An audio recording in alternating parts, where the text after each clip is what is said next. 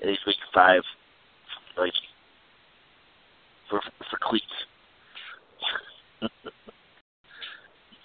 Is it just gonna be cleats, or is it gonna be like?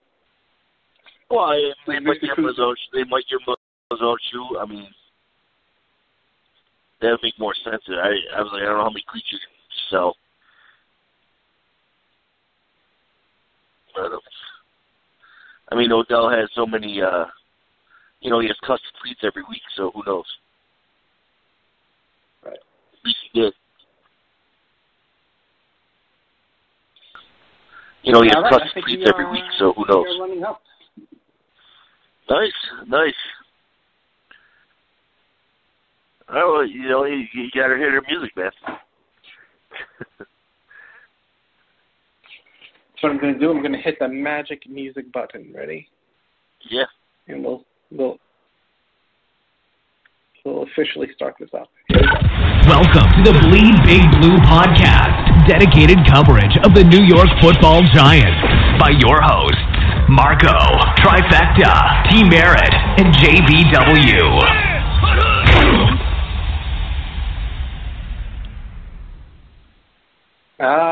Welcome everyone.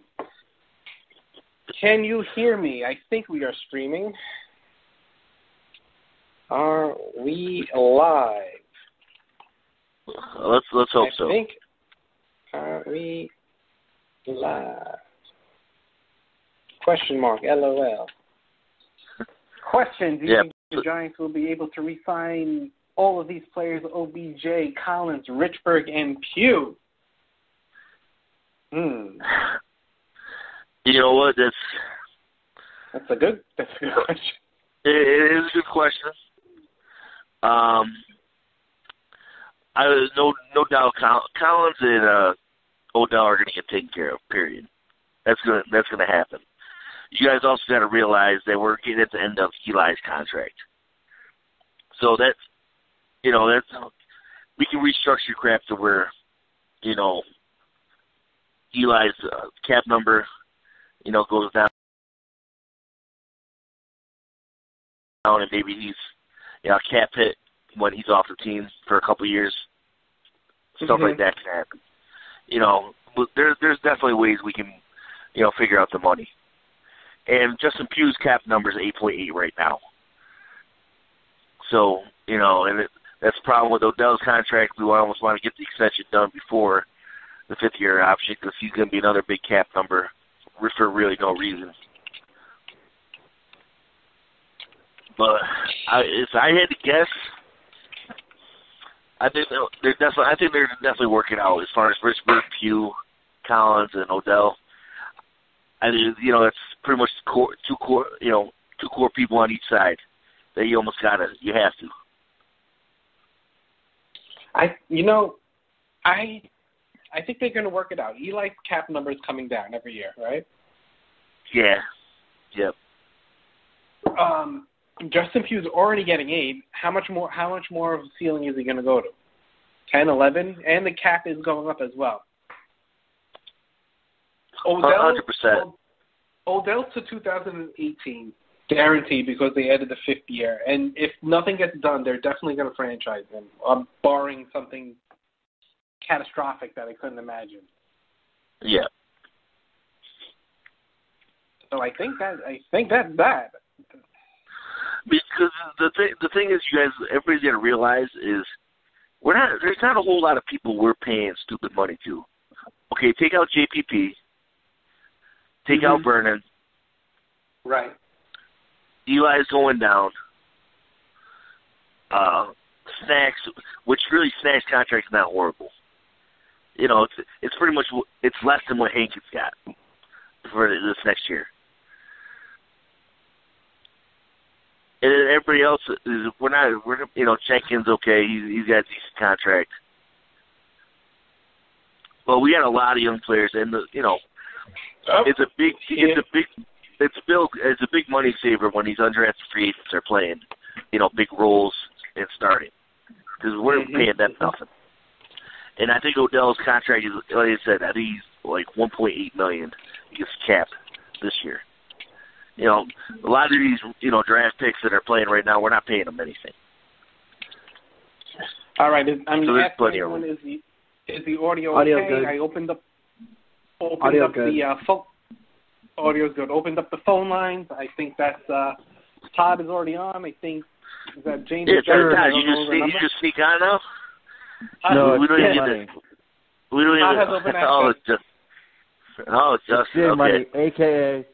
the most hated blogger in the New York Giants. Yeah, blogger bullshit. sphere. The bullshit. You are. Yeah. Did you guys already answer that question? If you guys think the Giants will be able to re-sign all the players, OBJ, Collins, Richburg, and Hughes, did you guys already answer that question? We answered. Yes, so sir. What do you think?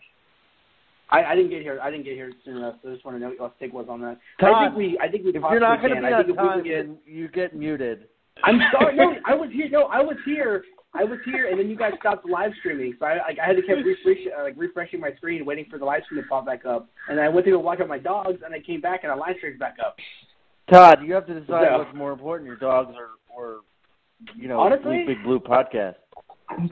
Oh man, you know what? You're right. I'm sorry. I get my priorities straight, man. Oh, Congratulations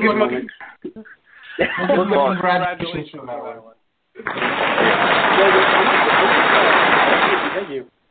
Right. Honestly, I think we can if we can get a couple players to maybe like go a little low on the pay. I mean, I don't know what our cap is right now. I'm pretty sure it's going to go higher. I'm pretty sure it's getting higher. So I'm assuming our cap's going to go up. But if saying it like doesn't go up that much, I think we possibly can if we can get people like maybe Pew to not be so greedy. Maybe just take one for the team. If they really want to keep the team together, because I think we should just do whatever we can to keep this team together. Because if we do, this team's we're getting better every year. So That's the young person's view. There is no take one for a team in the NFL. You get as much money as you can because you never know when your career's over. I know it's. That being But you said, guys also got to realize guys like GRC come off the books next year. That's $10 million freed up right there. that being said, It's true. I mean, OBJ and Collins, those are top two priorities, right? Yeah. And 100%. those guys are going to be on the books well after Eli Manning is off the books. So, True. That Eli Manning contract, it's coming up near its end, and you'll see a major structure change there. That's if Odell wants to play with us. It sounds to me like he just wants to smoke dope and play with Johnny Manziel. That's right, Odell. You're on blast, brother. That's why I just most hated guy and Giants fan. Which quarterback do you want to play with? Eli Manning or Johnny Manziel? Come on. No, I agree this with kid. This kid doesn't get it. There we go. He Most doesn't hated blogger. understand. It's disappointing. I mean, you have to.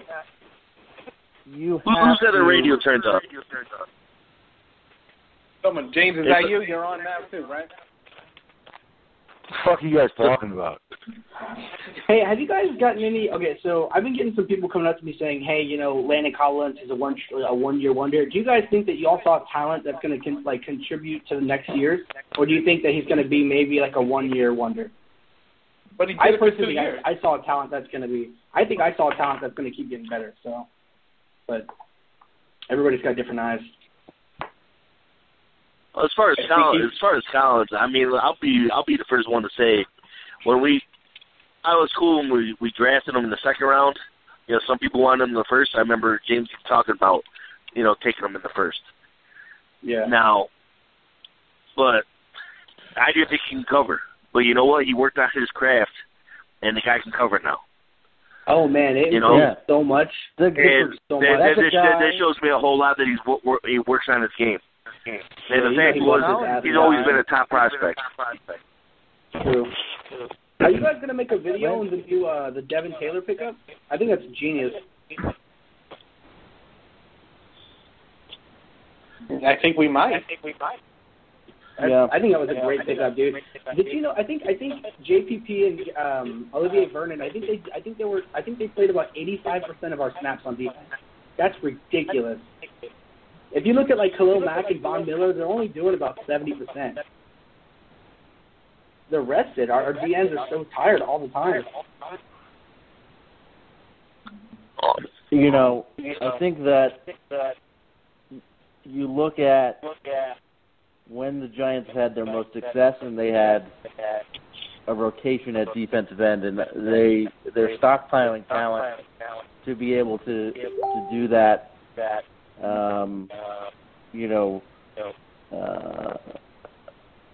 Next year, and I think that is going to help us, especially down the stretch.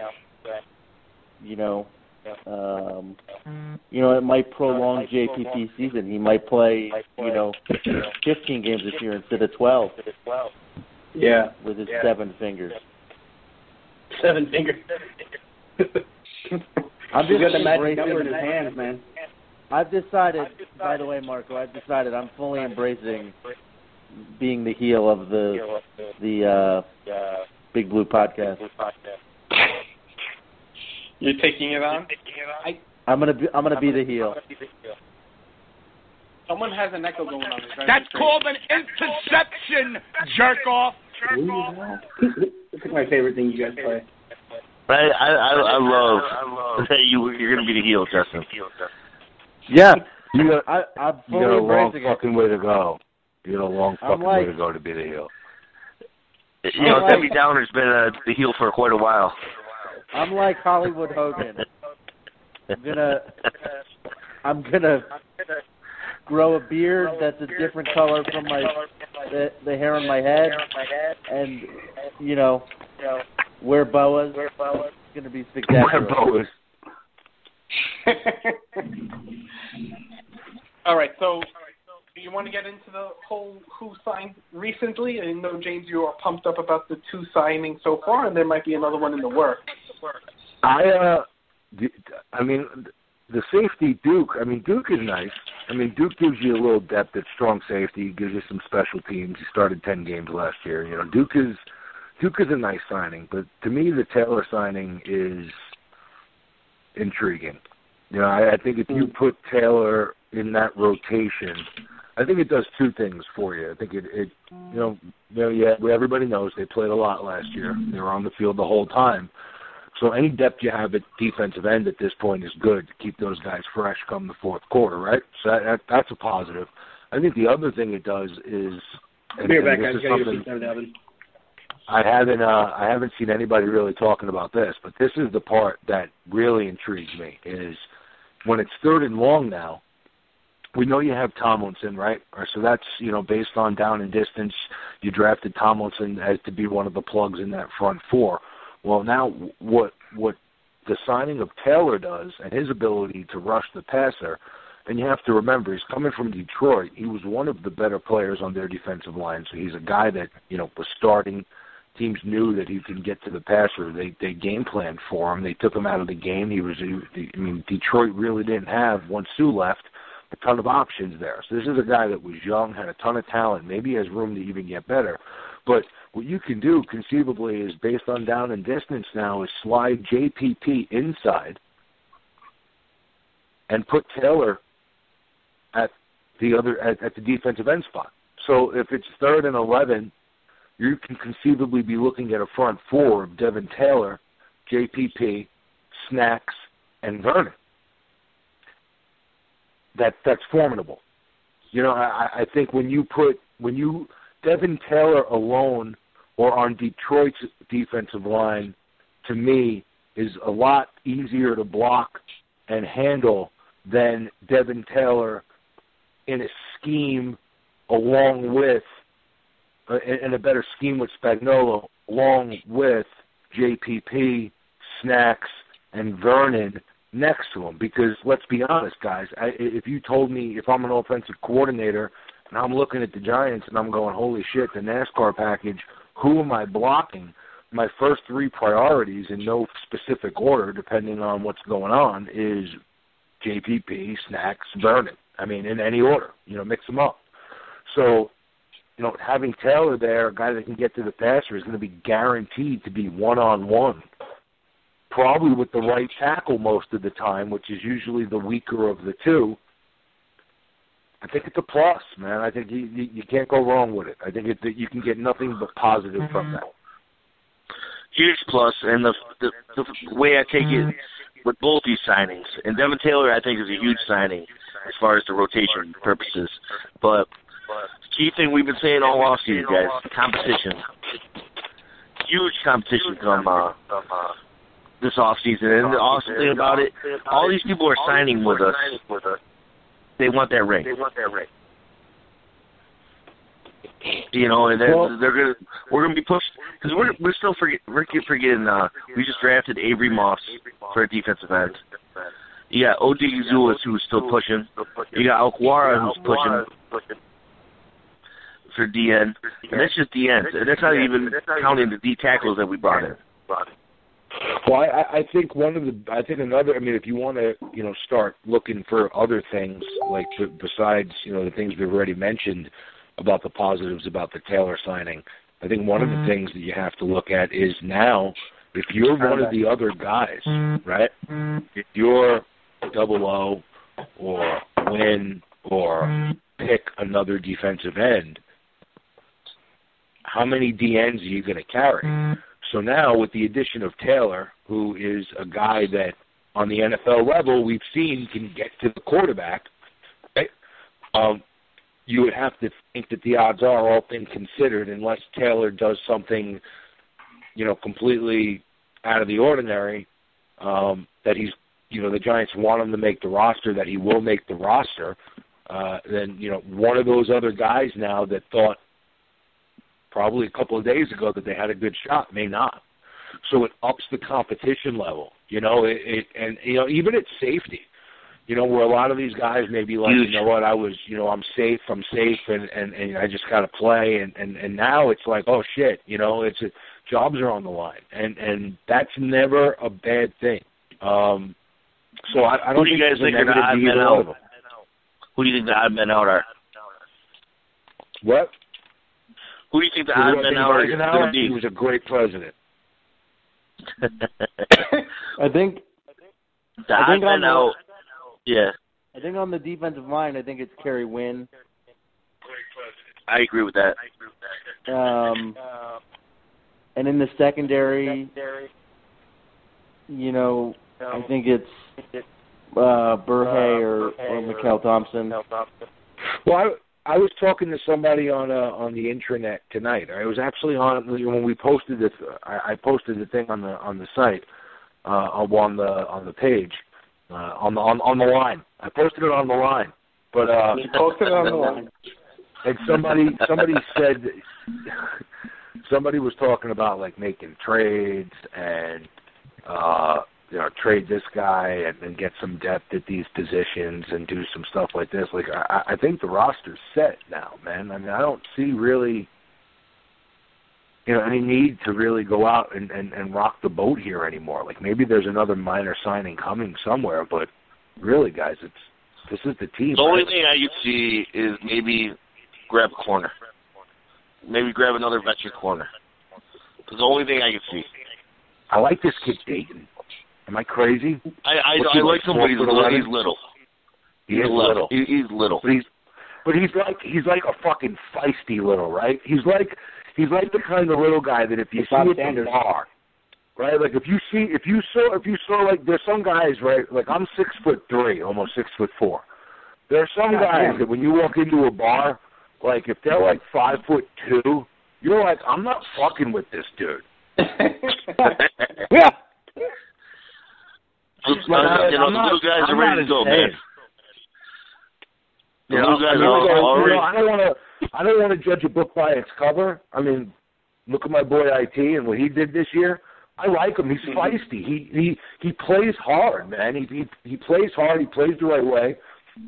I hope he plays well. I'd like to see this kid, make the roster. Maybe the fifth corner or so. Do you think Andrew Adams can play corner? I don't think so. No. I don't think you need him to. I think he's fighting to start to be. Him and Darian Thompson got to fight for that. You know, I think first he could play that third. He could play that third I want to safety talk spot, about though. Darian Thompson. Do you guys think Darian Thompson? Do you guys think that? I personally think Andrew Adams has earned the first string spot, but I do think that Darian Thompson proves himself throughout the year. I could definitely, like, if he proves himself to be better, I could see us getting up the spot. But I think day one, like game one, I want us to start Andrew Adams because the defense gained chemistry with him and he played great last year. Well, yeah, I think that would probably be the smart way to go, right? Just say that Adams coming off last year played the most, played well. He's your guy. There's another thing. Is this person on Facebook was talking about fucking trading our safety debt, right? Because we have so much safety depth, right? Trading like Burr or Adams or Thompson and trading one of those for another cornerback or a linebacker. No. And I'm like, sweet Jesus Christ. I'm not getting rid of Adams. No way. I'm like, are you kidding me? I mean, first of all, forget about getting rid of Adams. It's just the whole mindset of some of these fans out there that think that they're playing Madden. Like, for real, all we know about Darian Thompson and Nate Burr, all we know about Nate Burr is that he hits people really hard and he gets hurt. Right. He hits people so hard. All I know about Thompson is I've seen flashes in practice. I haven't seen anything during the course of a full regular season. So what makes you think that another GM is going to be like, oh, yeah, give me those fucking guys, right? Here's Tom Brady, give me those safeties. First of all, and if you're the Giants, you might have got a diamond in the rough with Adams, and you drafted Thompson. So why would you trade? I mean, it's some people just their mind. And you're trying to be nice, and it's so hard to be nice. Listen, the entire thought of wanting to release Andrew Adams, I think Pro Football Focus ranked him the best undrafted free agent last year. I mean, why would you want to get rid of him? That's ridiculous. Yeah, why would you want to get rid of any of these guys at this point? You can carry all three of them. Andrew Adams' game is literally being compared to that of Earl Thomas's when Earl Thomas first came into the year. If he can somewhat shine into at least half of the safety Earl Thomas. You know what? Get a mute on him right now. Hold on. Pump the brakes on that. Use that. Yeah, seriously. Hey, let's get a mute on this kid. You know what? Hold on. Wait. He went 30 minutes. He went 30 minutes until the mute button was hit. Hey, it's a new fucking record for him. Yeah, he got a half hour too. I can only take him. The young kid, Wise. Comparing Andrew Adams to Earl Thomas. Relax, dude. Yeah. Andrew Adams is good. Pump the brakes. He didn't even get drafted. There's a reason he didn't get drafted. But he played it up. Thompson was starting until he got hurt, and he was playing well. Yeah, we're just hoping he comes back. I'm by no means am I sitting here shitting on Thompson, but I hope the kid does well. I think he's going to do well, which would lead me to two things, right? I mean, so as a Giants fan, I want to see him do well. I don't know if he's going to. I've wanted to see a lot of fucking players do well. Some have, some haven't. So if you're another GM to be like, oh yeah, give me Thompson coming off fucking surgery. Give me Burr coming off concussions. And then if you're the Giants, if you're in that situation where those guys are depth and you're hoping that they, get better and you see something from them during the regular season now, the only guy you have that you've seen something from during the regular season is Adams. So why the fuck would you get rid of him? It's mind-blowing the way some of these people... And as far as Burr... I think Burr's career is done, if you want my honest opinion. Once you have concussions for, months, you can't get back on the field, it's kind of... They don't usually come back from that. And let's take a look at previous seasons and roster construction with Jerry Reed. I mean, before last season, the season before, lack of depth at safety reared its head from the start of the season. And the year before that, they opted to be understaffed at tight end. So we're going into a season for the first time in quite a few seasons where this roster is well balanced and there's depth at a lot of key positions, and so we can withstand a couple injuries, that are bound to happen. This isn't flag football. This is the NFL. They hit for a living. We're going to lose some players, and at that point in time, if we trade away all our depth, we're certainly going to wish that we hadn't. So let's enjoy the embarrassment of riches, so to speak, and see, what comes out in the wash, after training camp. All right, so we got a bunch of questions flying on YouTube, maybe YouTube and some on Facebook. All right. YouTube. Marco, are you called in, or are you on? You're plugged in? I'm both. I'm called and I'm logged in. Maybe that's why I can't hear anything through the fucking computer. Odd, Marco. Because honestly, buddy, I'm right here. I'm ready to fucking. That's called an interception, jerk off. I'm in. You're in. We're both in. I'm playing producer. There you go. You're producing as well. Yeah. I'm multitasking, buddy. Damn. There you go. All right. So, Matthew Laney. we got some questions. Yeah, Matthew Laney has two guys. Ready? JT Thomas or Burr, who gets cut? Both. Burr. Who said both? I said both. Yep.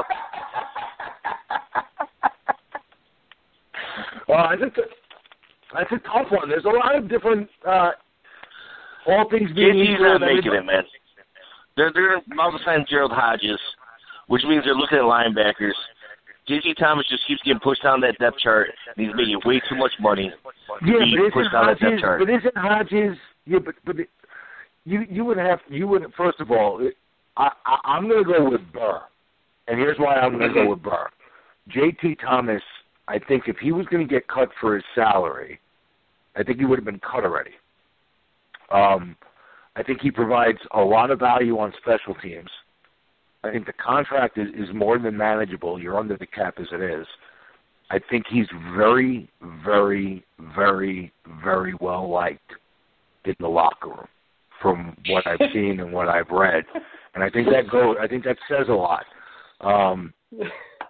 I think he provides veteran depth at linebacker, which is something that if you let him go, where Hodges, if you bring Hodges in, to me that's depth and competition at middle linebacker. That's like depth for Herzlich. Right? I think JT Thomas is going to make the team, and he's going to be, maybe behind Casillas or on the other side, possibly, maybe in situations, he's going to be in certain packages where Spagnuolo can use him. I think they see value in him. How many linebackers are you going to carry? How many linebackers can you carry when usually there's only one on the field most of the time? Like Keenan Robinson, is going to be playing. They're going to let's go through it, right? Let's go through it. Let's Keenan Robinson, he's safe. I would say Casillas is safe. Who do we know is going to be in? We know Casillas, right? Goodson. We know BJ Goodson. Mm-hmm. Yep. Keenan Robinson. Yep, Devin Kennard. Yep. Robinson. Yep. And Herzlich or Kelvin Munson. If you're telling me that right now, how many spots do I have to fill, Tim? Well, that's how many linebackers you can carry. I would only say they're only going to carry about probably 5. No. No way. How the fuck do you carry 5 linebackers? 7. You got to carry 7. They're carrying 7. And carrying 7 linebackers? You gotta. Absolutely. I think they only carried 5 last year, I think. You got 3 linebacking positions. You need a backup at each and an extra. Let's split the middle and let's call it 6. Okay. Which I think you got to go higher. Where's our fucking stat guy? Somebody get the roster breakdown on how many fucking linebackers we need. Go ahead, Justin. Get on that. Coming from the guy who's sitting in front of the computer. Where's the fucking guy on mute? Tell the guy on mute. You got fucking 2 minutes. You got a minute to tell us how many linebackers. Todd, if you're listening, make yourself useful. Yes. Todd, you're the intern. You're our stat guy. Who the hell? You're gonna be doing stats. He's on it. All right, we got a comment. Wait. We got a comment from a lovely lady. Ooh. She wants to know. A lovely lady comment always gets pushed to the top. Laura on Facebook wants to know: should we sign Rashad back now that he is a winner and she likes him?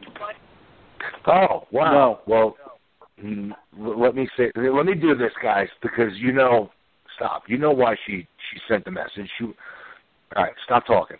All right, here we go. Hey, Laura.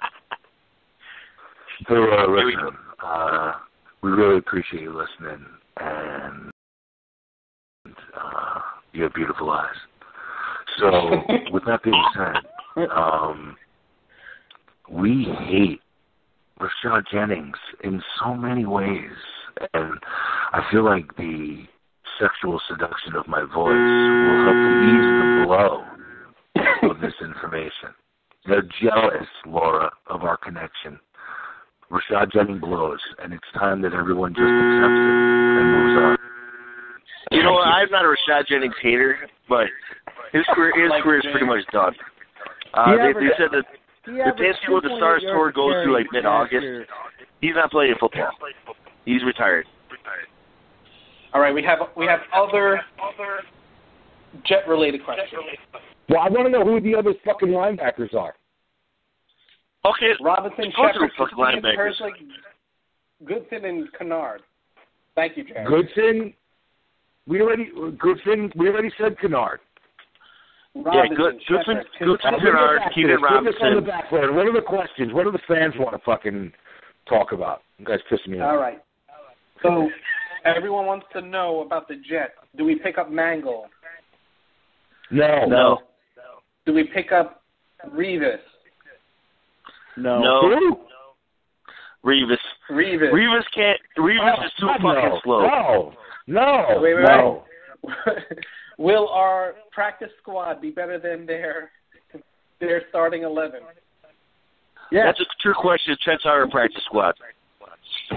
I don't even know how to answer that. All right. What do we think they're about... They're a developmental team. We can take who we want to from them. We are going rapid fire. What do we do with Hall? Bring him back? Hall? Possibly.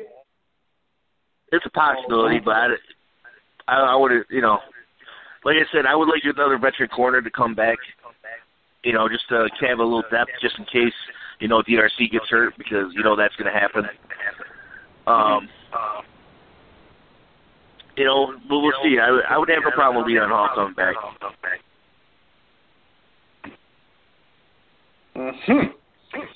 Let's see. Who else? Hodges. What do you think about Hodges? I think, if you could bring a guy like, I don't know if he would make the team, but I think to have a guy like Hodges in there that has played before, he's an NFL player, you've seen him play on the NFL level, he's produced on the NFL level, to have a guy like that come in and compete, for the back end of your roster, and to push a guy like B.J. Goodson and to push a guy like J.T. Thomas and to, have some competition, never a thing. I mean, just because you got to remember, just because they're these guys in, I think Ted fits on so many different levels, and I think he's an exception. But usually, for the most part, guys that are getting signed and picked up and placed on teams right now, there's no guarantee that they're going to have a roster spot, depending on certain things and the way certain things happen and break during the course of training camp.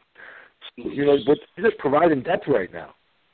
And let's remember, the fans are requesting an unmute, so I will oblige. Thank you. The fans like Todd. We have 11 linebackers on the roster. Go ahead.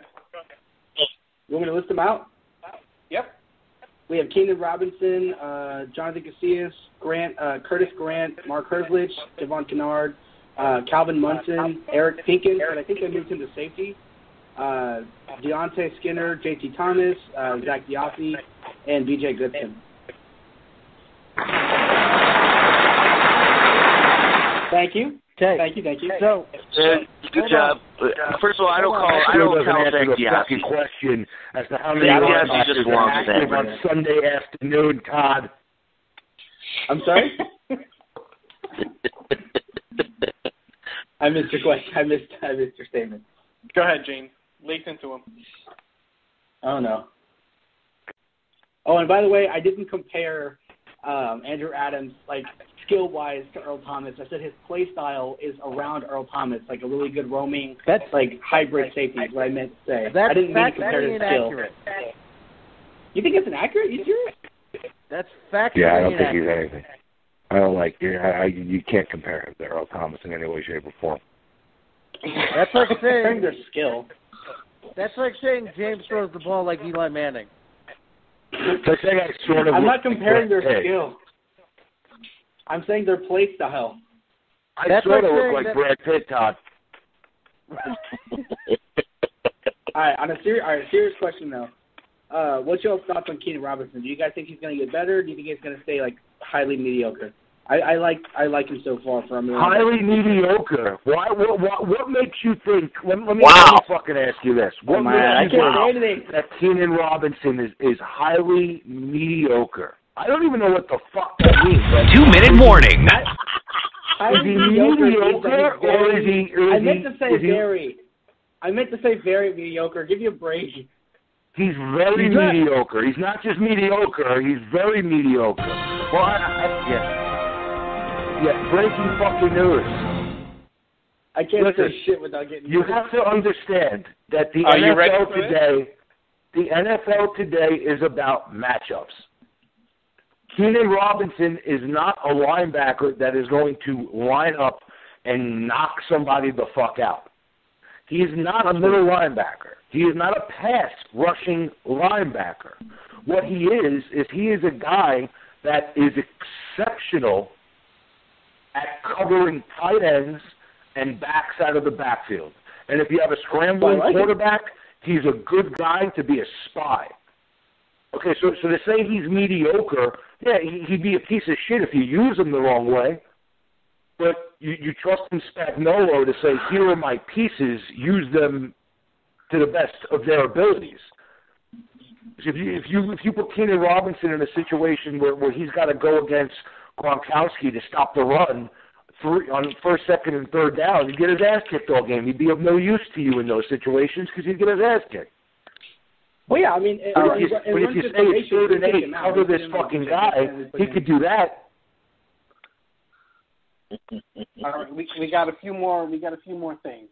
Hey, Keenan Robinson on a 1-year deal. He's up to prove himself. Just so.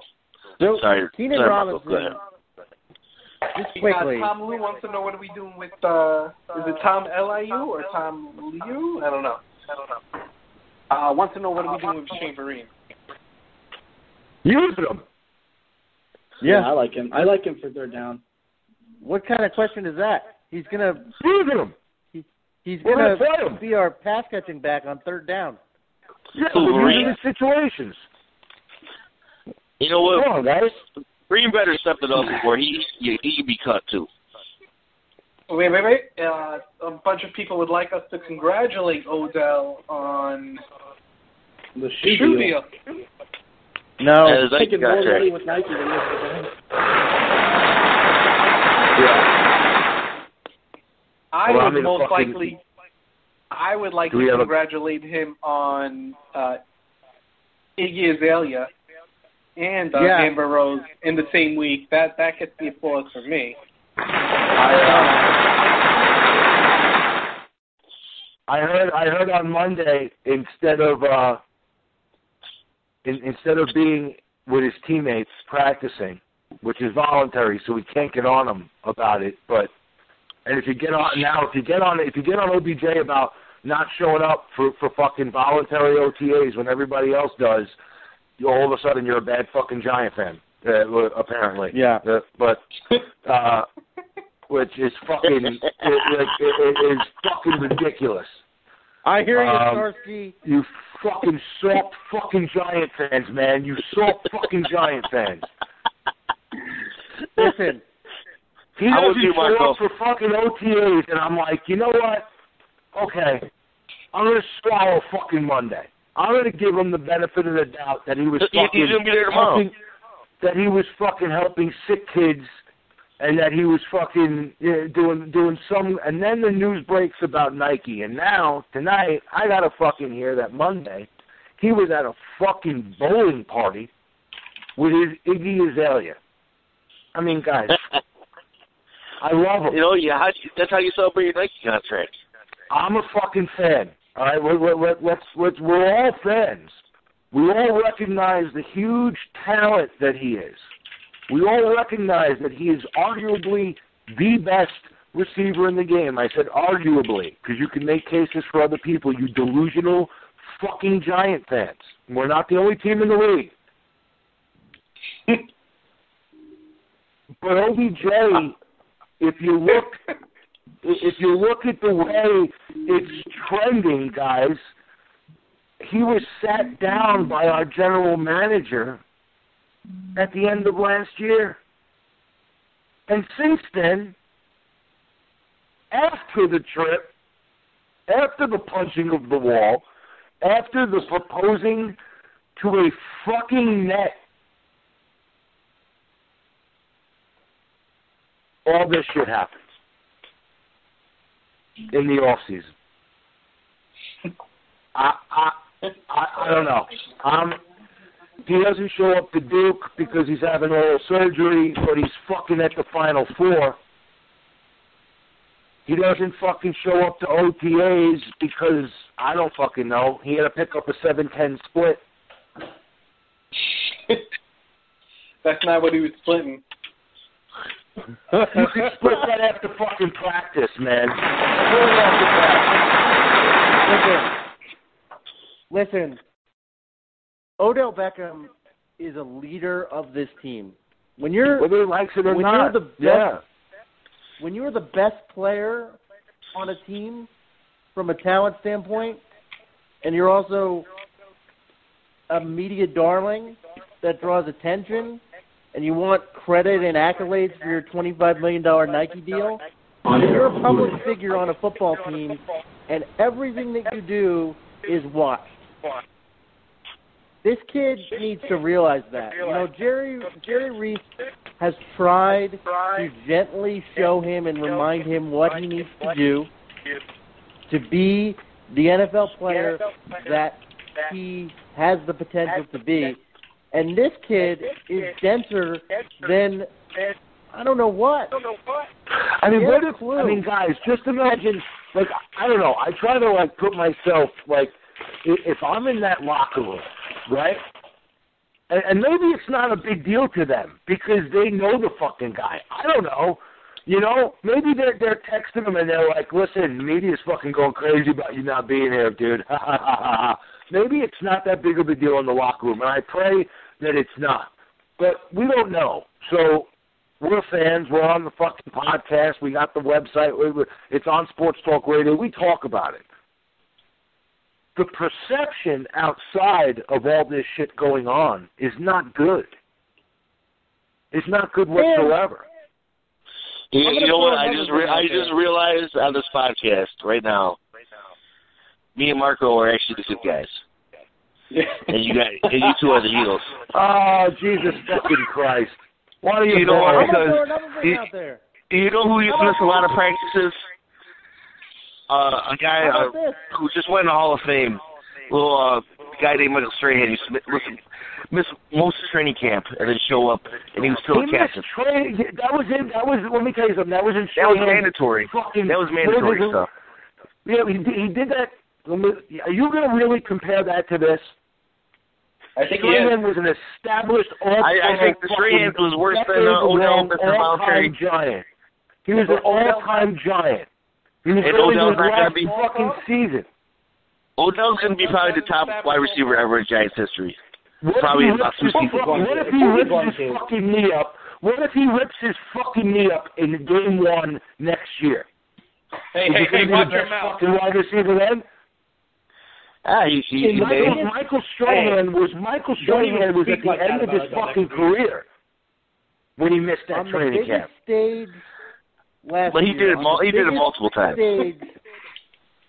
On the biggest stage, on the most public stage last year, Odell Beckham shit the bed. He shit the bed. Forget that. You're not allowed to talk about that either. You're only allowed to talk about the one-handed catches that he makes. He catches that third down pass on the first drive and then catches the touchdown. That's a completely different ball. You know what, guys? A voluntary OTA is not going to mean the difference between you catching a ball at Green Bay or not. I couldn't take it anymore. If they had a 717 hating zip code, they got muted for a second. Huh? I muted the 717 crew.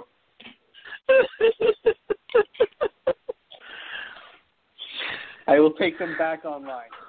People want us to rip into OV for missing a few days. No one's talking about that. Who? Olivier Vernon. Olivier Vernon missed a few days. What? I think you should fucking be there too. I'm gonna say. Yeah. Here's the deal. All right. I don't know if that's confirmed. That's according to our live chat on the YouTube. I know it's voluntary. I get it. It's voluntary. I understand it's voluntary. We get it. But wouldn't if you were on the team, we all played sports, right? I wasn't getting paid millions of fucking dollars. I didn't have a chance to win a Super Bowl. But when my team organized a voluntary workout or scrimmage for us to get better and work on things, I fucking went.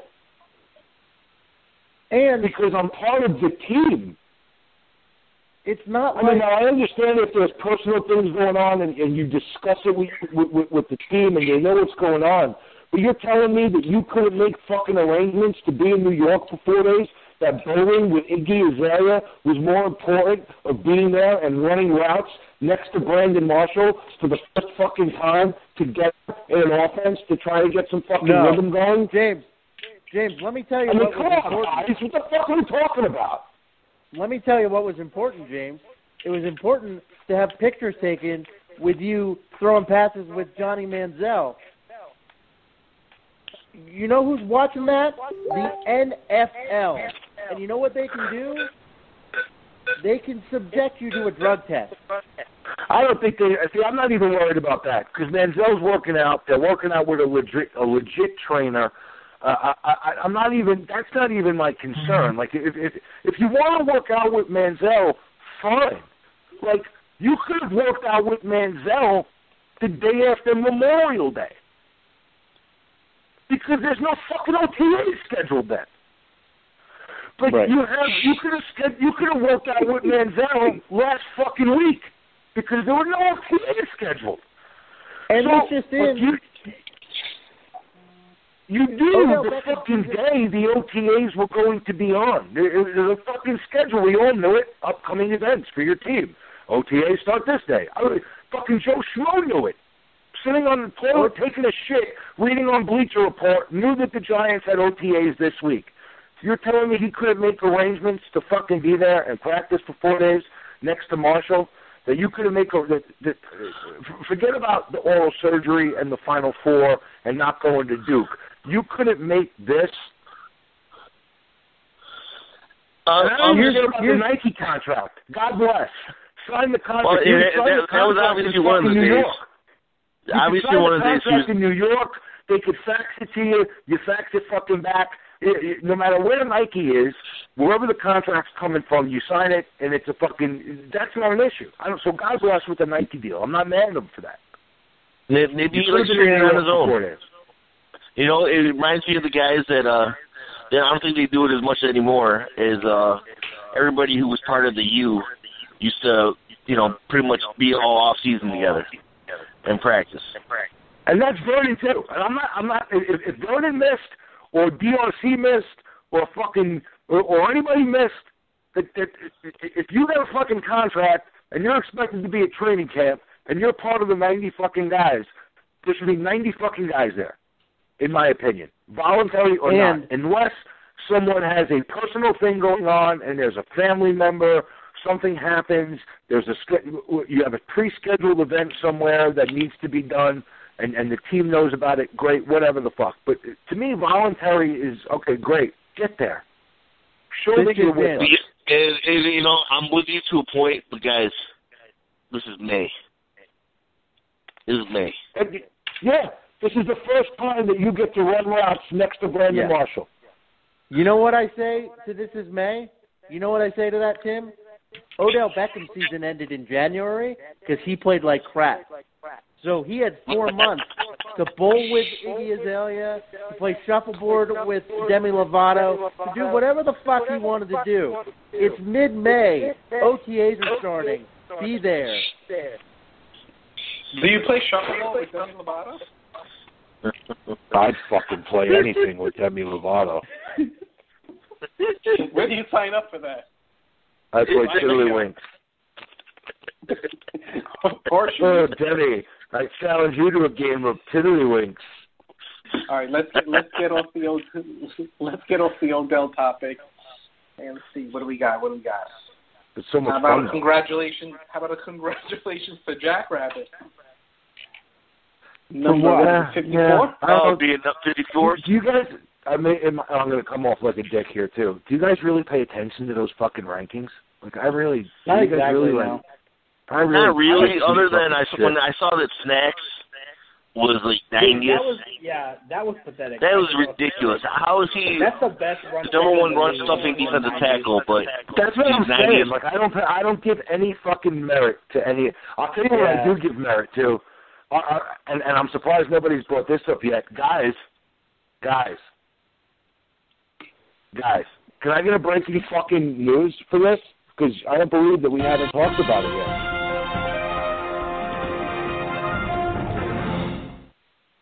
Touchdown fucking celebrations are back, bitches. Yeah. Which means Odell's not getting 15 yarders anymore. Thank God. God. Damon Harrison tweeted out after that. Damon Harrison was trying to get our dance rehearsal going. That was funny. That was funny. If you're following me on Twitter, I'll retweet Damon Harrison's tweet. Yeah, that's great. That's great for the game, because how many times do you see guys do something that's fucking absolutely, you're like, oh shit, that's awesome, and then the fucking flag comes out, and then it's like a 15-yard penalty against their team, and meanwhile, they didn't hurt anybody. They just fucking celebrated a touchdown. Did you guys see? I think it was in arena football where they did like the rocks.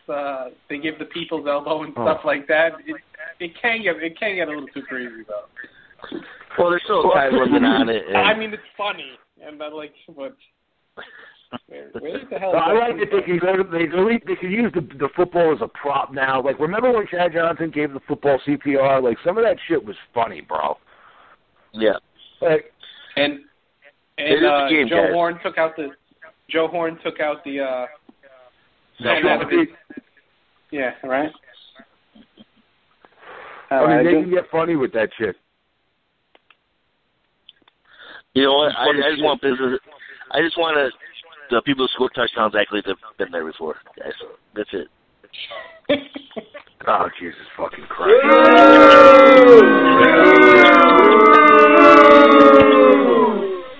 Seriously.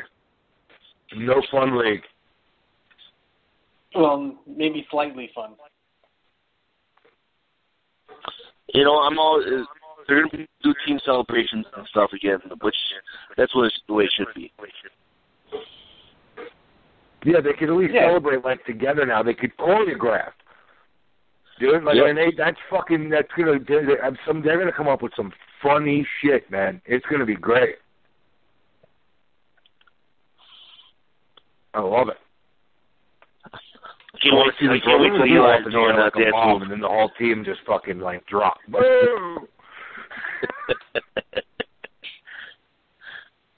Bringing back old school. I like that. Right. All right. Anyone have any comments out there? Well, I want to bring up something that I was reading up, and I just want to.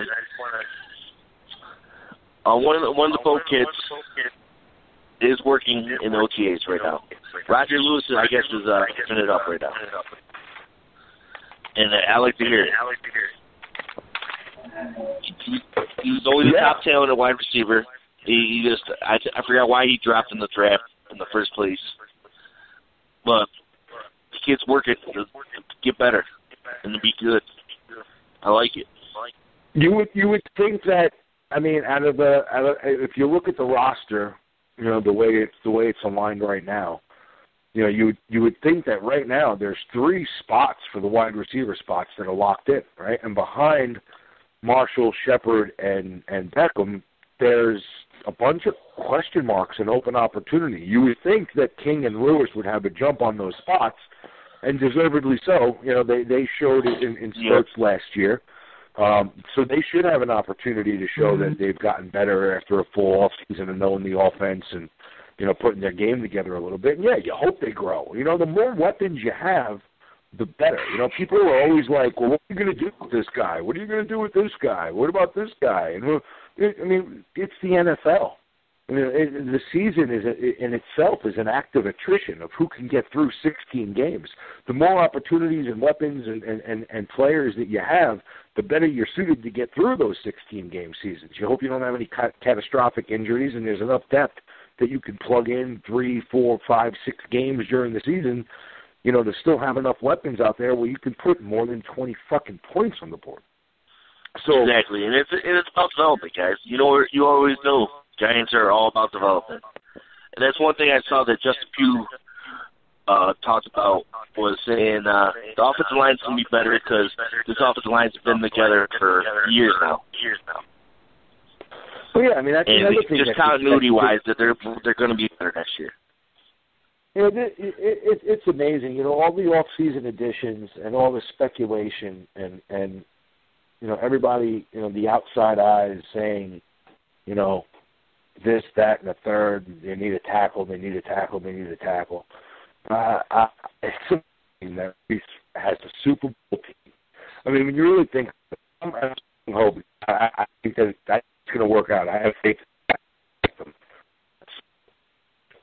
To go in and be like, well, we have a team. James, you're breaking up like crazy. I'm going to roll the dice on this 22 and 23-year-old left and right tackle. I mean, it's ballsy when you think about it, but you better be fucking right because that's the type of shit that gets cats fired. Because if one of these guys miss at the wrong time and Eli takes a shot at the wrong time, all of a sudden Reese is the guy on the hook. So, if you look at it from that aspect, you have to think there's supreme confidence that those guys are going to take the significant step forward, or else that they would have addressed the position, right? I mean, you hope that they're not being stubborn. I have a funny feeling that a bunch of people, we're going to get a few surprise cuts, and I could see more than maybe 3 or 4 of these undrafted free agents cracking the squad. And now we go straight to 53. It's either like high school basketball team. You're either on it or you're not. There's no intermediate step. So I think a guy like Wheeler could stick. I really do. I really think he has to show in preseason in game situations, but I think he has an opportunity to stick. Yeah, I mean Lewis and King. I could see the dude from FSU beat him out. Well, Lewis King and Dwayne Harris got to fight for, pretty much 2 spots. It's going to be very, very interesting to see once they get into camp and the hitting starts, which guys start to separate from the pack. there's a ton of opportunity there for guys on the back end of this roster to earn themselves a spot. I think when you look at the wide receivers, special teams is going to play a fucking huge role in the wide receiver, core. When you look at the 5th and 6th wide receivers are going to make the team, you better be able to contribute on special teams. Here's the thing, guys. Dwayne.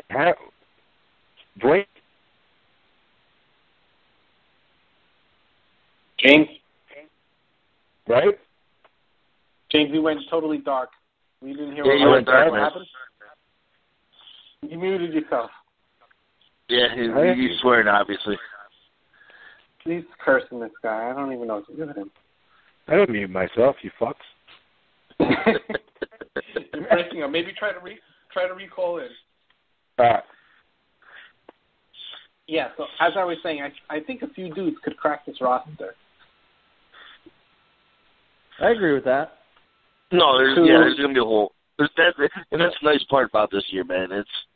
I haven't seen the team be this pretty much set in almost every position with this much competition behind. Like, there's going to be guys that are going to get cut, and the final cut that I'm like, damn, I wish he made the team. Right. Yeah. Well, and at each position, you have clusters of players that are of similar talent, where the lower player on the totem pole is nipping.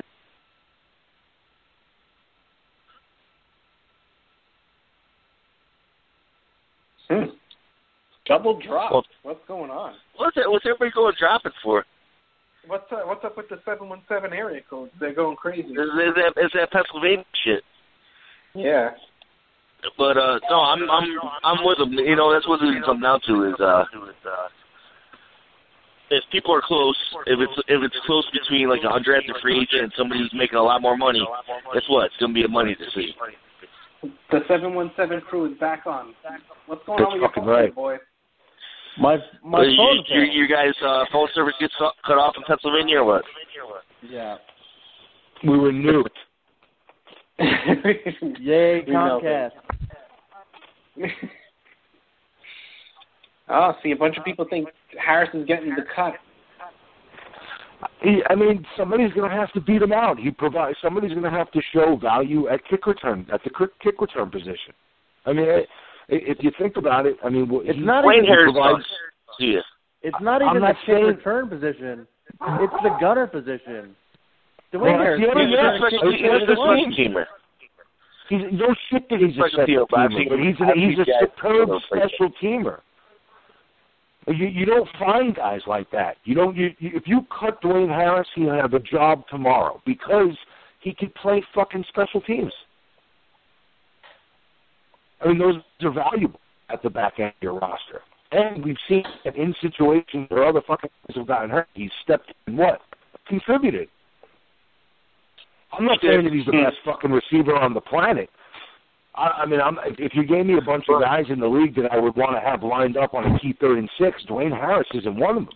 But no, and I'm with you. And Dwayne Harris did actually step it up, especially the 1 year where it's he had to play in the slot the whole time. Yeah, if you told me in a pinch Shepard gets banged up and has to miss the rest of the given game, there's worse guys there's worse guys to go to off the bench than Dwayne Harris in that situation. Is he the best guy for the job? I don't know, but he's going to play hard. He makes tough catches. When he gets the ball in his hands, he's the ability to do something with it in the open field. So I'm more mad about his return ability at this point. Well, and the coverage on special teams as well, like Justin said, that he provides. His overall game on special teams, that's huge value there. So, it is value, but he's supposed to be a kick returner and a punt returner, and he's not good anymore. He's just not. I don't know. He does a pretty damn good job of covering fucking kicks, dude. He does. Renee Thompson stuck on our roster for years because he could cover fucking kicks. So, that's why Mark Herzlich's been on our roster for all these years. That's his linebacker play. You know, Zach Biasi. You know, he does one thing, he snaps the fucking ball, but you don't have to worry about it. He'll be snapping it when he's 45 fucking years old because he's perfected it. And you can't teach that. Dude, that's a skill. And covering punts and covering kicks, and that's a skill. Some guys are just born with that shit, dude. And Harris is good at it. And you're under the cap now. Like, everybody's like, oh, you got to cut him. They're going to cut him. He's going to be a cap casualty. They're under the cap. They don't have to do anything that is not in the best interest of the roster. They can let everyone come in and compete and let everything take care of itself. If someone comes out and beats out Dwayne Harris, you can cut Dwayne Harris. But if not, you know you have that asset there to cover kicks, return kicks, at least have somebody reliable, a veteran that you can trust in that situation. Not fucking Bobby Rainey. I won't miss Bobby Rainey. I mean, come on. No, Bobby Rainey stepped it up. He stepped it up for the most part, guys. I mean, that guy was known as a fumbler, and I don't even think he fumbles. He stepped up to the 40-yard line and fielded the ball. How many times Dwayne Harris paused and then had to think about if he's going to return or not? Dude, I don't even give a fuck about the return. I do not care about return yards at all. Let me just say that. I don't. You know what I care about? Don't fumble. Okay, so as long as I know he's going to catch the fucking punt and not fumble it, I'm okay. You're not even talking about that because the thing I value is the coverage on the kicks, the gunner position. Right. Listen, that's the position. That's the position of value because he was muffing punts last year too. True. I'm convinced that his days as a returner, a dynamic returner, are well past him. But he's a hell of a gunner. Now, would I like to see the Giants, coach somebody up that they're already planning on keeping on the roster and maybe open up a position for a wide receiver that can make a play? Sure. But definitely, for whatever reason, it's hard to play gunner in the NFL, right? Yeah. Because you have two guys in front of you blocking you, and some guys can do it and other guys can't. He can do it very well. So unless they can find unless they can find a similar talent, he'll probably be on the roster. He holds value. I mean, even if you have, this is a team that is playing to take the next step to win a Super Bowl. Those little things, that's why I'm concerned about this field goal kicker. Because these little things, like, here's a perfect example, okay? I hate Kerry Collins. I was never a Kerry Collins guy. Okay. That team that blew that game in San Francisco that year, that team was dangerous. They peaked at the right time. That was pass interference call. Just want to put that out there. No, whatever the fuck. Okay, but let me get to my point. That team gelled at the right time. They had good balance. They were explosive. They had good weapons. That team could have won a Super Bowl. They could have competed to win a Super Bowl that season. They should have beat the Niners and have had an opportunity the following week. One of the Achilles heels of that team all season long, if you remember correctly, was the kicking game, was the snapper, and it was neglected. Yep. Now, I'm not saying that that's going to happen with this team. What I'm saying is that if you look for areas of concern on this roster, I don't see many areas of concern. So you're trying to shore up little things that are going to help you win tight games in the playoffs, right? What does that? Little things you don't notice, and the things you don't notice when on SportsCenter they're talking about fucking the 300-yard passer and the guy that caught 2 touchdowns. The guy that knows how to take the right angle or to take the right timing or slow down at the right time so he can down the ball inside the 4 or the 5-yard line. The guy that can kick a 43-yard field goal in the rain with a breeze swaying from right to left at 16 miles per hour. You know, I mean, so those are some of the little things in certain situations, guys. A snapper, a guy that can put it on the money to your punter, a guy that can put it on the money to the holder so the field goal kicker can even get an attempt to do it, to put the kick up. Those are important spots. They hold value. We can't neglect those. If someone comes in and beats Harris out, great. You give the guy the opportunity, and you cut Harris. But if not, you got to find a way to get that guy on the roster because a lack at that position could be exploited. And if it's exploited at the wrong time, it'll cost you a game. And if it costs you the wrong game at the wrong time, it costs you a first-round bye. Maybe the division. So if you're under the cap, let them come into camp and sort it the fuck out. Yeah, I'm with you. I'm fine with that. But I guess this kicker's been tearing it up. He's been playing well. Rookie kicker. Yeah, well, I think he played a little bit last year. I think he played a little bit. He was in the preseason for Tennessee. I've read good things about him. He has a strong leg. His accuracy's gotten better. I'm not hating on the kid. I hope that they're right, but it would make me feel a little better if they worst comes to worst. Kicker. Worst comes to worst. This kid messed up. Josh Pound is going to be available. Fuck you.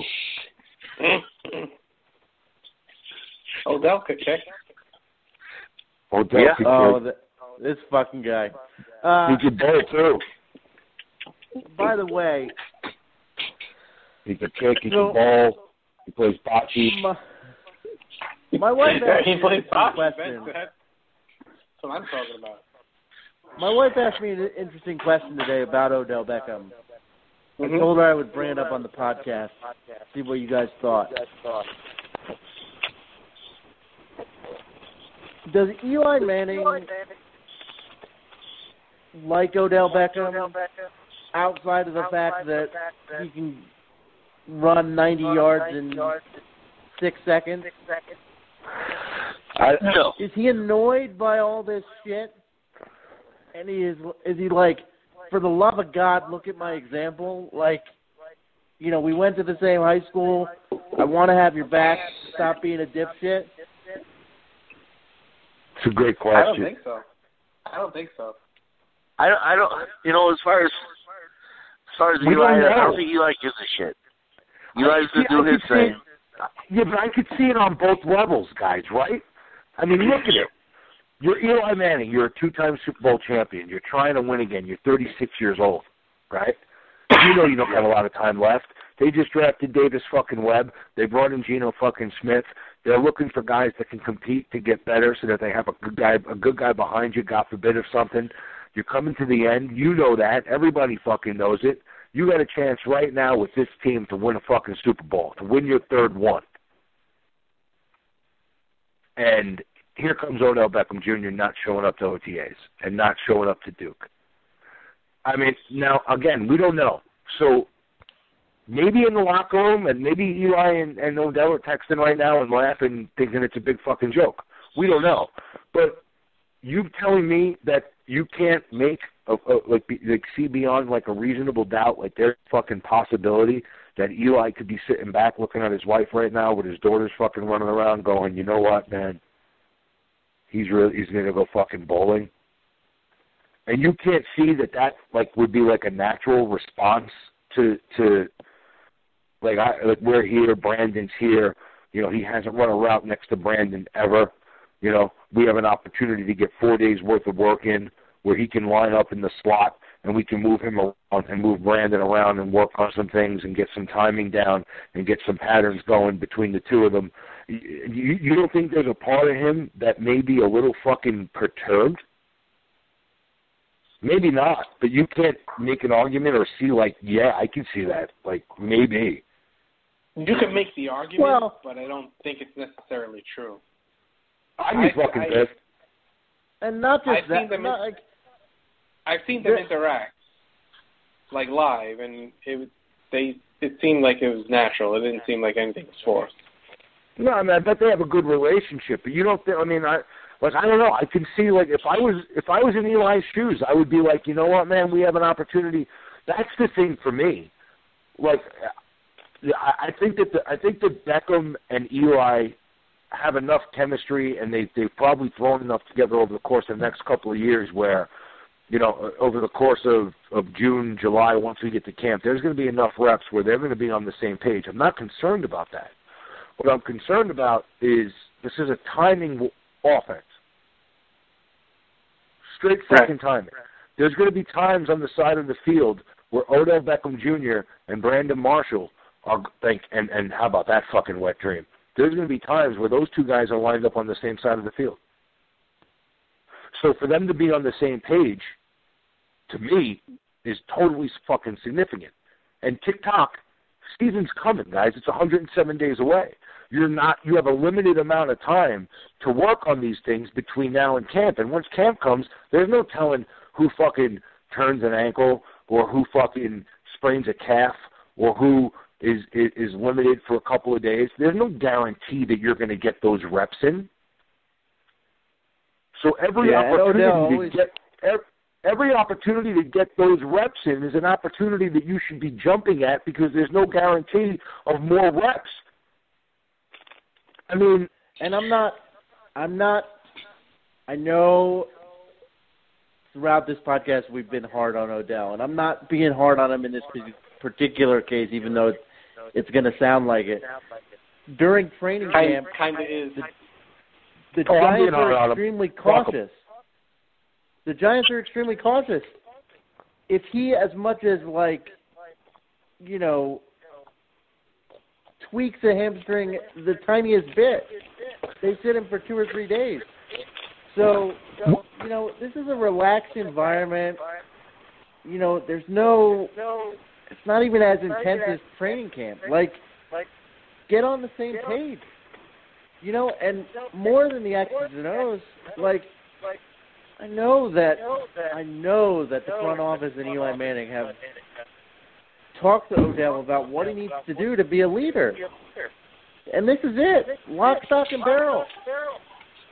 It would have been nice. Get it. You would think, and again, I like the guy, all world talent. But you would think that in his brain, somewhere, something would have told him, I need to go to OTAs. Not bowling. He is going to OTAs. He's going to be there tomorrow, reportedly. Exactly, Marco. He's going to be there tomorrow. He missed 2 days. He didn't miss a game. He missed practice. But you guys are missing the fucking point. What did he miss it for? Did he miss it to go fucking to the little children's hospital to meet with cancer kids? Maybe he was there right before he went bowling. Oh, give me a fucking break. Because that motherfucker would have posted it on Instagram, Twitter, Read It, MySpace, fucking everywhere. All right? You would have known about that shit. That shit would have been fucking known. He would have made sure everyone knew that he was working with the little children of the orphans of the poor. Okay? No, he didn't do that. He went down a bowling alley to go bowling with Iggy Azalea.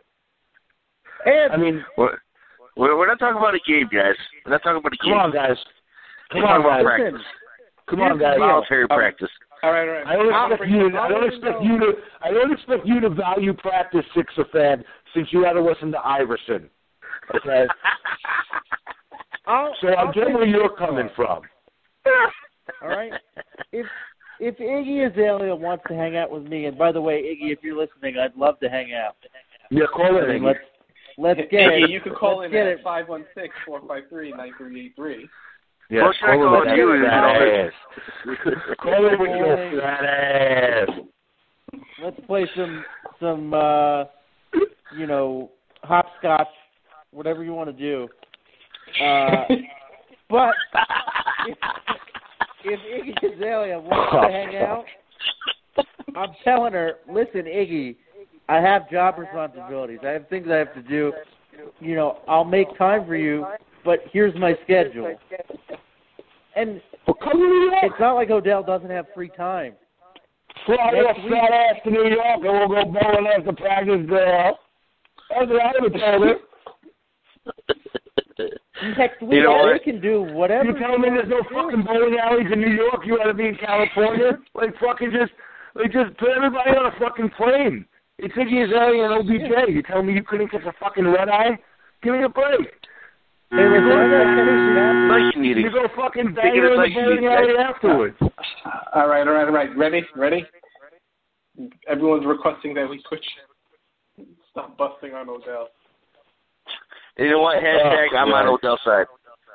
Yeah, there's two of us who don't care where he is because it's voluntary. And just show up for the games. I don't give a shit. Yeah. Hashtag I watch LT. On Monday before the playoff game was voluntary too. You know what? I watched LT growing up. You know what else is voluntary? Bowling with Iggy Azalea. That's voluntary. You know what was voluntary as well is doing coke. And I had no problem with LT doing that as long as he showed up on Sundays. All right, the other two are on mute. We're gonna switch topics. I will bring them back online if they could behave. Hey, you know what? I like it. Put Pennsylvania boys down. Yeah. That's called an interception, jerk off. All right. So James, you know what we need? James, we're the greatest tag team that ever lived. We need like the NWO theme music. Anytime that we come on. Yep, that's fine. We got to hit. All right. Speaking about the belt.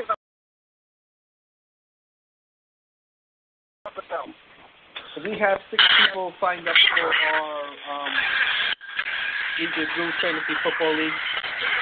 We're going to do, I think, 12. You guys want to do 12 or 14 total? Someone is dying in the background. What is that? Oh. Oh, that's the end of your music.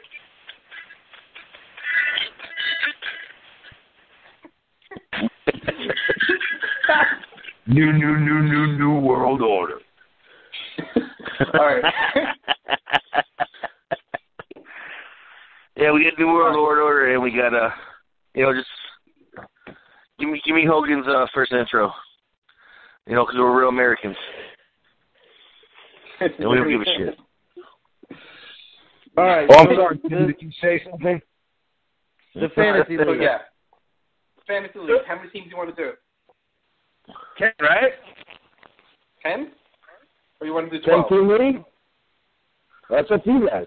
I thought you said 10. I don't care how many people you want me to beat. All right, maybe we'll do 12. Well, we already got 6 people signed up, so if anyone else is interested in joining our little fantasy football league, it's free. There might be some prizes, some sponsors. Just private message me, and we'll get it set up. We'll do one live stream draft. You know what? If there's a big influx of people coming in, we're voting on who's in. No, we're going to They're going to be vetted.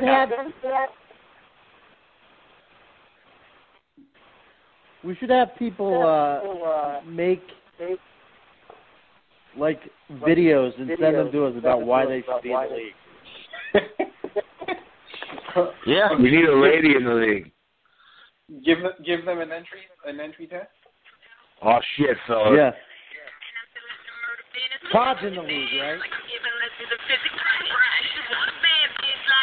Right, what? You know what? That's what Odell was doing. That is what Odell. What? Get it. Unbelievable. That's how he gets to stick him. I think Todd went to bed. But he's going to be in the league, right? Yeah, he's in. course he's in. He's our intern. I think we need a celebrity player. I have a few in mind. Okay. Rochelle Ryan? She was. Last I heard, she doesn't like to do fantasy football. I asked her 2 years ago, and she's like, "Oh, I don't do it," but I think she did it last year. What about? I think Joe G. Joe G. Yeah. Joe may do it. Didn't he? No, he said Yeah, friend of the show. To his house. And we gotta get Joe D back on. First of all, he knows a lot of shit. So let's bring Joe D back on. He didn't do fantasy. Joe D, he doesn't do it. I'd like to get Sugar Ray as well. I haven't reached out to him in a while. I think that'd be sick. Right. Getting a celebrity would be nice. Getting an old-time Giant would be nice. You know who we should reach out to? Go ahead. Phil Simms. Yeah, you've got time on He's his gonna hands have right free now. time now. I don't think he does have free time. Isn't he going to do the whatchamacallit show? He's doing a studio show. That doesn't mean nothing. You don't have to prep anymore. Yeah. Yeah. Phil never come. Phil's fucking. You know what? Let's go after Chris Sims.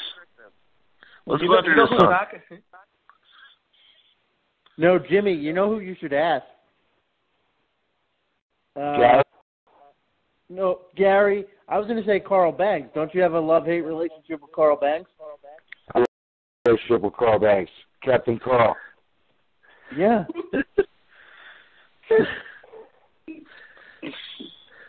Carl saw my ways. He came over to the dark side. It hasn't talked to him since. No, he's not worth my time.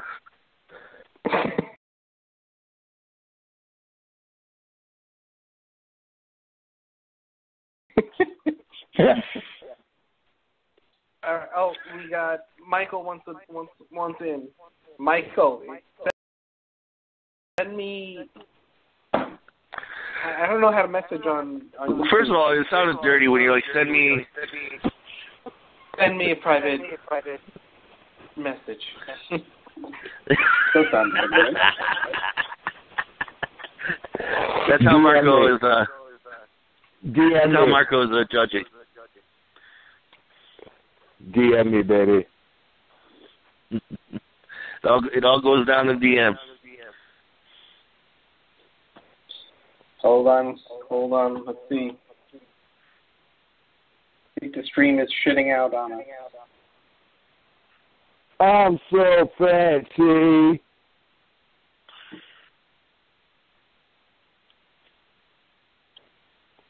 All right. I'm excited for this season, guys. I'm pumped. I think I'm real jacked up for season. This Devin Taylor signing got me all jacked up again. I was going through my down phase, getting ready to, get through basketball now, get back into baseball routinely, get worked up now for football, and start slowly moving forward with that. This Devin Taylor signing today got me jacked. I like this kid. Yeah, it's a big signing, man. He's a big kid, too. And all he can do is learn from JPP. I think he has room to grow. I think a change of scenery may do him good. I think playing with better talent may do him good. I think playing with Spagnuolo may do him good. So, well, just the fact, like you said earlier, okay, when he was on Detroit's defensive line, he was the second best pass rusher. Now he can be possibly the fourth best pass rusher on our defensive line. Yeah. Seeing a lot less attention. Exactly. And if you're going to double JPP and Vernon, which is logical, right? If you're looking at that defensive line, like we said before, and you said to yourself, okay, who am I going to block? If they put Devin Taylor at left end and JPP slides down into the defensive tackle spot next to Snacks, and I got Vernon on the other side at right end, who am I I doubling? Well, I'm giving extra attention to Vernon with my tight end.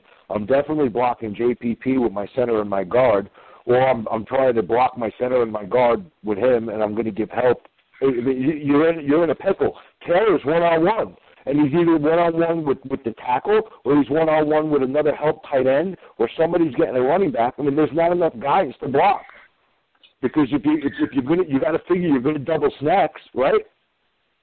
Well, that's the thing. I don't even know if you put snacks in that.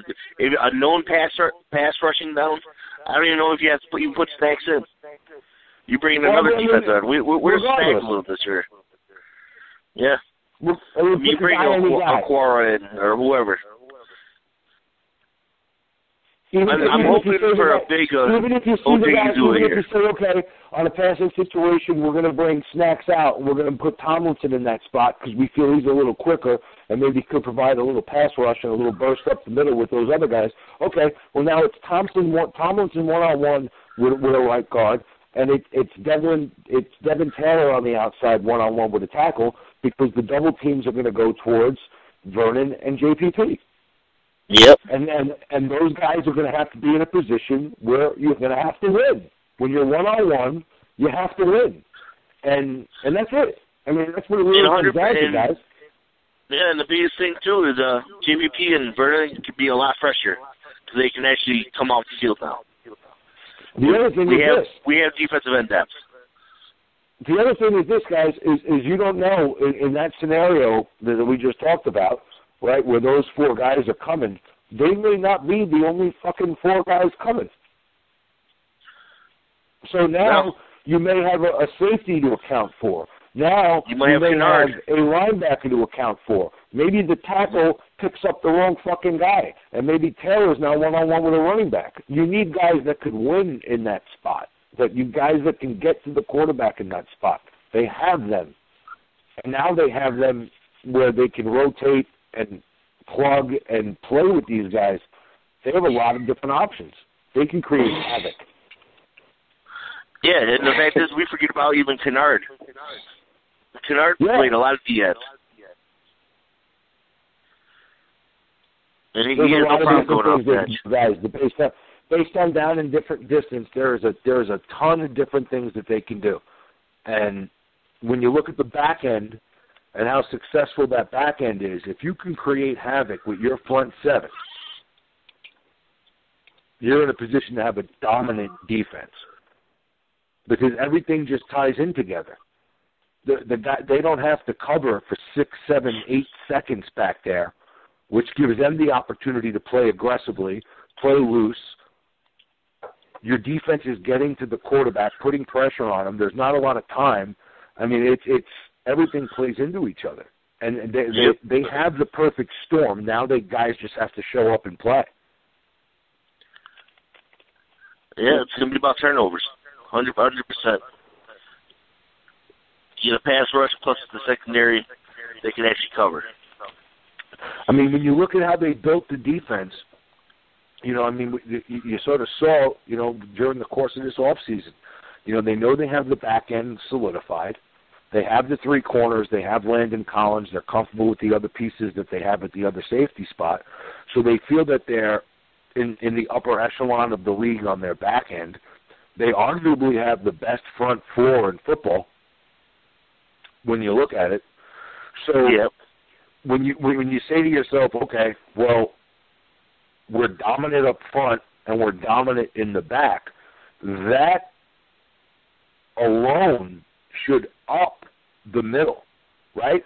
If that middle is a group that is based off of matchups down in distance, so if you're going to say in a base package where teams are going to try to run the ball against us, we're going to have Kennard, we're going to have Goodson, and we're going to have Casillas or J.T. Thomas.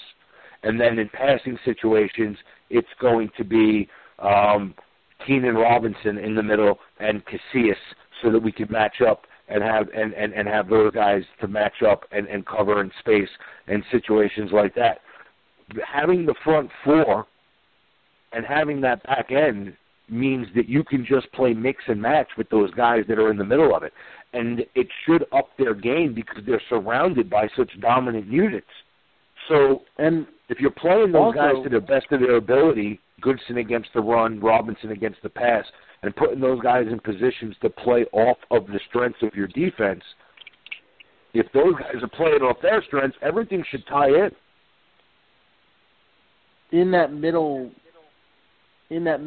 wave of the defense at the linebacker position, when you need a pass rush out of the linebacker, you can put in a guy like Kennard who can get pressure off the edge, and he's a perfect complement. So, the versatility at linebacker is really going to allow this defense to sort of be a chameleon and do what they need to do. Definitely. I mean, the whole game, people talk about starters, right? Who is a starter? Guys, guess what? If they come out in a 4-wide receiver set, I don't give a fuck who your starters are in the base package. You're not coming out in your base package. You're coming out with your third and fourth corners, with your nickel and your dime sets to match up with what the offense is doing. So to say that you have, these are my starters, no, it doesn't work like that. You need to have pieces in place to guard the different things that the offenses are going to try to do. And the more players that you have to match up in those situations, the better. A 3rd and 8 package for the Giant defense is going to look a little differently than a 3rd and 2 package for the Giant defense. But if you have the pieces to play in both scenarios, it makes you stronger. And when you look at the team that they put together, on paper right now at least, it looks like they have the pieces to plug in and play in all these different situations, both on offense and defense. And that, this is a team that won 11 games last year. They should be better. So, and now they just got to show up and prove it. Yeah, we just have to score. We'll be all right. The defense is only going to get better because actually, just continuity-wise, all these guys are another year together. Another year under Spag, in which he learned a whole lot from them. Well, conceivably everything should get better, right? I mean, the defense should be better, yes, because there's another year under Spagnuolo, and there's a lot of talent there, and they're bringing the same unit back, and they have a bunch of reasons that they should be better. The offense, for different reasons, should be markedly better, right? This is a team that scored that they could not break 20 points over the last 6 games of the season last year, including the playoff game. So when you look at the additions they've made, okay, well, if Flowers and Hart are going to take the next step, and we're solidified in the middle now with Fluker, Pugh, and Richburg, the offensive line should be better. We feel that we were weak blocking at tight ends, and that was a big problem in pass protection.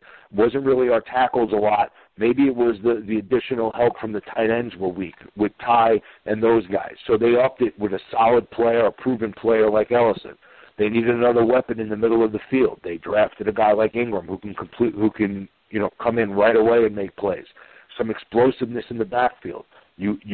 Perkins is going to be your number one guy. You draft a rookie in Gallman. You bring back Vereen. You add a guy like Drones. You need a wide receiver, right? To get better consistently on the outside, give you another big play threat. You add Brandon Marshall.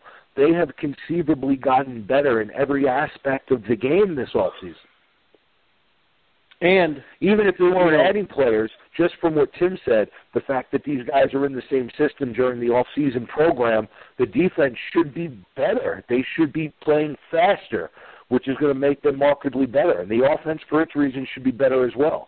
This team won 11 games. Usually when teams win 11, 12 games, the team's broken up at the end of the next season, going into the next season. It's hard to keep a lot of those guys. Offensively, I don't know. What I'm really excited to see is how much more efficient we can be in the red zone. A guy like Brandon Marshall is invaluable in the red zone because he's a matchup nightmare.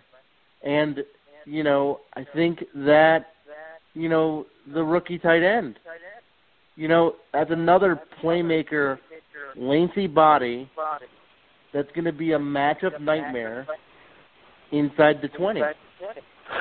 So for all the people that are shitting on Ingram, what they need to do is look at the way Jordan Reed abuses people, right? And you say to yourself, well, why does Jordan Reed abuse people like that? How does he get so open all the time? Well, he gets so open all the time because they had Deshaun Jackson, Pierre Garçon, Crowder. They have a bunch of these guys that they spread out. They got wide offenses, so they put him in positions where he's one-on-one with certain players that can't guard him. You now have one of those guys. In addition, you have the possession, big play, tall, red zone, third down target in Marshall. You have a slot receiver who is a matchup nightmare in Shepard. You have Beckham on all these people, they're like, oh, well, there's too many guys. Where are you going to play all these guys? I mean, are you fucking kidding me? Do you watch the NFL on a Sunday afternoon? You're telling me there's not enough snaps offensively to make each one of those guys an integral part of your offense during the course of a 60-minute game? I mean, come on. The fact of what Ingram and Shepard bring just alone to be able to exploit the middle of the field, what it's going to do for Beckham and Marshall. And I'll tell you something, over the course of the first couple of games, you're not going to see it. And here's why you're not going to see it, because teams are going to be focused in on the known entities.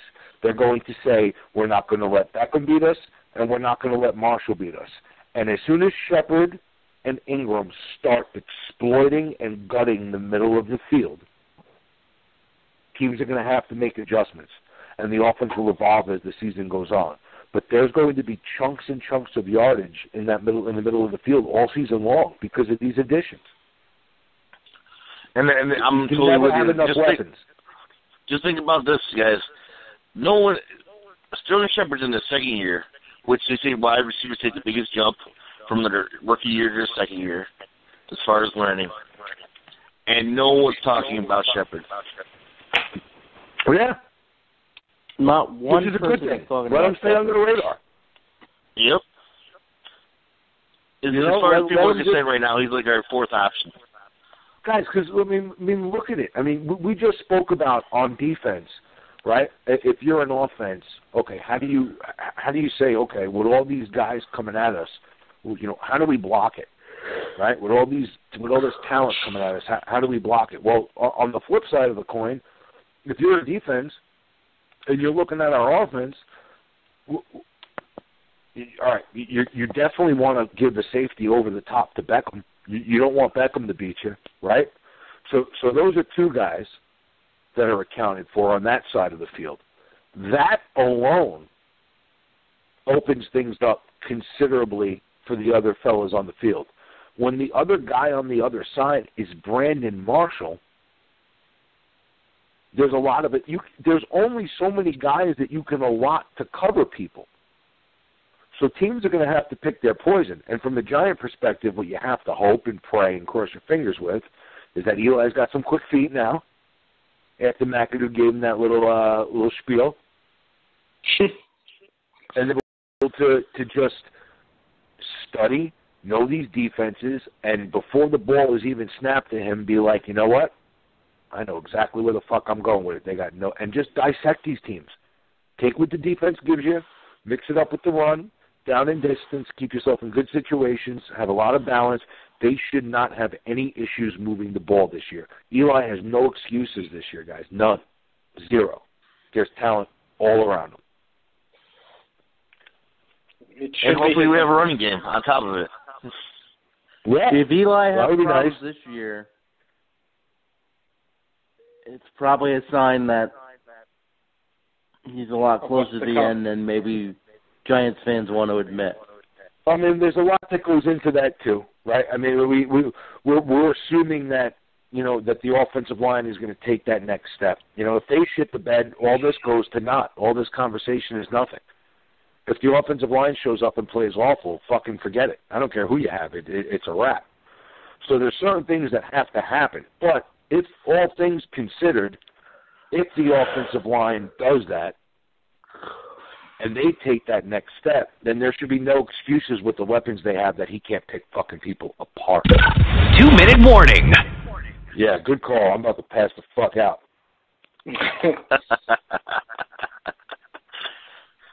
James passes out while he's talking. Well, dude, I have to keep talking or I'll go narcoleptic on you. I got a Vince Vaughn it. mid 20-minute rant. All right. So let me answer a few questions. Michael wanted to know how to contact me. I left an email in there. You can also follow on Twitter, Facebook, or Instagram. They're all at Bleedbigblue or at Bleedbigblue. That's right. Some people stole that name from me. Damn them. What else we got going on, guys? We're going to go on next Wednesday? Next Wednesday. As long as there's something to talk about, yeah. I mean, let's keep it moving. Oh, there's always shit to talk about. Because God knows what happens in OTA tomorrow. Right. Yeah, we didn't even get to the Game of Thrones trailer tonight. No, we didn't. Damn it. Norway. It's all right. No. You saw the country list from YouTube, right? I thought that was pretty crazy. Yeah, it's pretty nuts. Wait, so I missed that. What's the country list? It's bananas. It's everywhere. We are international. We are. Internationally known on the microphone. Oh, and the kid from the Italian Facebook page is down. He wants to come on? Yeah, that's pretty funny. Nice. Let's see. Haven't talked to Myron in a bit. How about Myron have we asked for Myron or anything in reference to the concussion show? Yeah, I haven't talked to him. Yeah, we got to get that together before the preseason and all that shit starts. Yeah, I don't want to do that during the season. If we're going to do that, we got to do it. We got to do it before the season starts. People don't give a shit. Before that. Mm-hmm. I'll text him tomorrow. I'll try to get a guest for next Wednesday. This way, see what people are up to. See who's available. We're getting a lot of yeses for guests, but it's also Memorial Day weekend too. So who you knows know what? I feel bad for Andrew. Let's try to get Andrew Evans back. I know he doesn't like us anymore.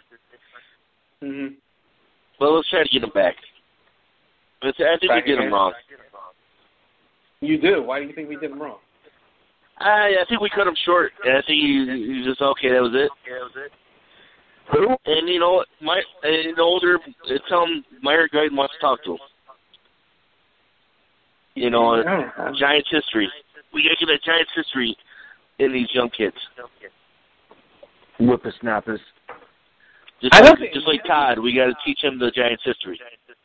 We got to give Todd the Giants quiz. Yeah, that's another thing we got to come up with. The Giants test. Yep. Michael Strahan. How much do you bleed Big Blue? What's Michael Strahan's butt back? It's gonna be all. What? Some of those questions are great. How many yards did Frank Ginsburg throw for in 1956 championship game? Well, and then after the answer, the follow-up question: why? Listen, we don't do multiple choice. It's all essay form. Yeah, no multiple. You have no options. We're not giving you anything. It has to be the exact answer we're looking for. Go for long form answers. Yep. And how did you get to the answer? Where your work counts. Show us your work. All right, so we got that. I'm trying to think who else was on the pending list of coming on. Didn't Fluker? Fluker was another guy. Yeah. He said he was going to come on, and then he fucking stopped responding to tweets. I think Pat Hanlon got to him. Pat Hanlon. We got to get to some of these guys before the season starts, because, you know, when the season starts, they're not going to sign any of our shit. We got to hit Twitter hard. Yeah, let's all. We got to get phone numbers. We'll start harassing guys. I know a bunch of the beat writers will come on if people want to ask them questions. Yeah, because they don't got shit. They're trying to get stuff off us. They're like, oh, that's what you guys want to talk about? Okay, cool. I can write an article now. Hold on. Let's see. We are at YouTube, 693 followers. Oh, that's sexy. Oh, I thought we'd get the 7 by the end of the show. God damn it. That's sexy. Let's see. Let's go through them all. Twitter, 1,700. Wow. That's not bad. That's respectable. Look how quickly YouTube has grown when Twitter's only 1,700. Yeah. I must say I'm disappointed in the Facebook interaction. 38,000. They're not listening, huh? Yeah, 38,574 likes. It was awesome. It's also not during the season.